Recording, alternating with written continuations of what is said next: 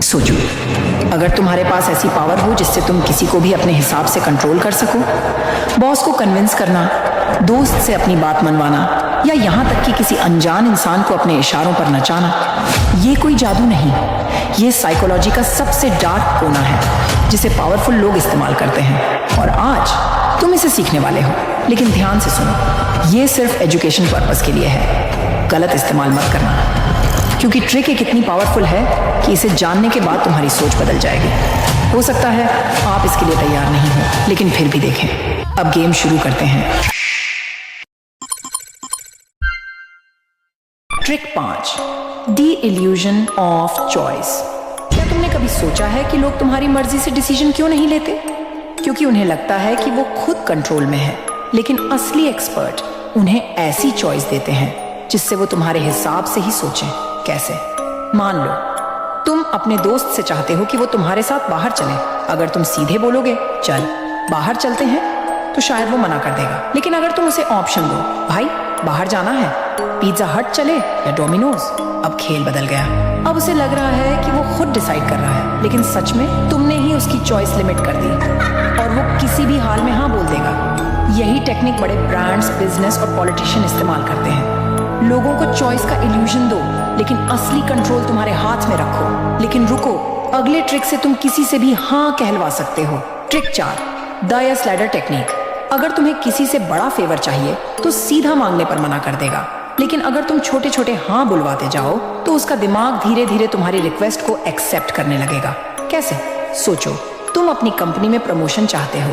अगर तुम सीधे जाकर बॉस से कहो सर मुझे प्रमोशन चाहिए, तो बॉस का जवाब होगा अभी नहीं, अगले साल देखते हैं। लेकिन अगर तुम इसे यस लैडर से अप्रोच करो, पहले छोटा फेवर मांगो, सर क्या मुझे इस नए क्लाइंट मीटिंग का हिस्सा बनाया जा सकता है? मैं थोड़ा एक्सपीरियंस लेना चाहता हूँ। अब थोड़ा बड़ा स्टेप, सर क्या मैं इस प्रोजेक्ट के कुछ एक्स्ट्रा रिस्पॉन्सिबिलिटीज ले सकता हूँ?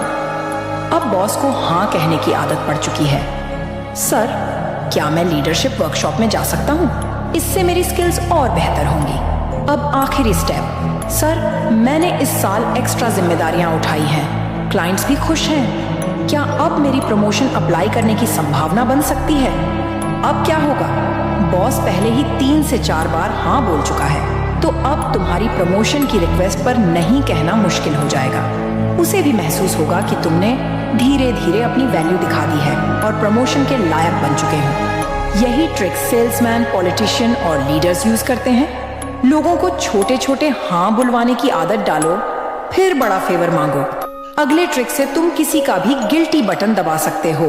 Trick 3, the guilt trap. लोग हमेशा लॉजिकल नहीं होते, लेकिन इमोशनल जरूर होते हैं, और अगर तुम किसी को गिल्टी फील करा दो तो वो तुम्हारी बात मानने पर मजबूर हो जाएगा। कैसे? अगर तुम किसी से उसकी गाड़ी मांगना चाहते हो तो सीधा मत मांगो, भाई क्या मैं तेरी कार ले सकता हूँ? 90% लोग मना कर देंगे। बल्कि ये कहो, यार मैंने हमेशा तेरी हेल्प की है, पिछली बार तुझे 2000 रुपए दिए थे, याद है? अब बस एक छोटा सा फेवर चाहिए, कार मिल सकती है। अब सामने वाले को गिल्ट फील होगा कि उसने तुमसे पहले हेल्प ली थी और वो ना नहीं कह पाएगा। अगले ट्रिक से तुम किसी की भी मेमोरी को बदल सकते हो। Trick 2, false memory planting. हमारी यादें परफेक्ट नहीं होती, हम जितना सोचते हैं उतना भरोसेमंद हमारा दिमाग नहीं है, और स्मार्ट लोग इस कमजोरी का फायदा उठाते हैं। अगर तुम किसी को बार बार एक झूठी बात कहो तो उनका दिमाग इसे सच मानने लगेगा। मान लो कोई पॉलिटिशियन चुनाव जीतना चाहता है, लेकिन उसकी इमेज लोगों के बीच उतनी मजबूत नहीं है। अब वो फॉल्स मेमोरी प्लांटिंग का इस्तेमाल करके लोगों के दिमाग में अपनी ताकत और लोकप्रियता की फेक मेमोरी डाल सकता है। रैलियों में वो कहना शुरू करेगा, जब इस शहर में बेरोजगारी थी मैंने अपने दम पर 5000 लोगों को नौकरी दिलवाई। अगली बार वो मीडिया में बयान देगा, हमारी सरकार के आने से पहले लोग गरीबी में थे, लेकिन हमने पूरे राज्य में 70% लोगों की आर्थिक स्थिति सुधार दी। अब वो इंटरव्यूज में इस बात को इतने कॉन्फिडेंस और डिटेल्स के साथ बोलेगा कि लोग सोचने लगेंगे, अरे हाँ शायद सच में इसने ऐसा किया होगा। रिजल्ट, लोगों का दिमाग इस झूठ को सच मानने लगेगा और वो बिना ज्यादा फैक्ट चेक किए इस पॉलिटिशियन को वोट देने के लिए राजी हो सकते हैं, और इस तरह फॉल्स मेमोरी प्लांटिंग ट्रिक काम करती है। अब ट्रिक 1 के लिए रेडी हो जाओ। Trick number 1, D power of silence. जितना कम बोलोगे उतना ज्यादा कंट्रोल में रहोगे।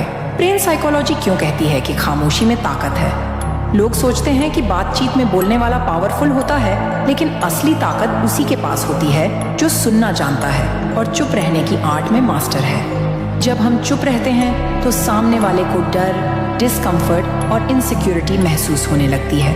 इंसान की नेचुरल आदत होती है कि वो ऑकवर्ड साइलेंस को भरने के लिए बोलता है। कैसे अप्लाई करें? मान लो तुम्हें अपने किसी दोस्त पर चोरी का शक है और तुम्हें उससे सच निकलवाना है, तो ये कभी मत कहना भाई तूने चोरी की। सीधा सवाल बचाव करेगा। बल्कि ये कहो भाई मुझे सब पता है। फिर चुप रहो। जितनी देर तुम साइलेंस रखोगे सामने वाला घबराने लगेगा और खुद ही सब सच उगल देगा। और जब किसी को डिस्काउंट पर राजी कराना हो तो मत कहो कि क्या 30% डिस्काउंट मिलेगा। सामने वाला साफ मना कर सकता है।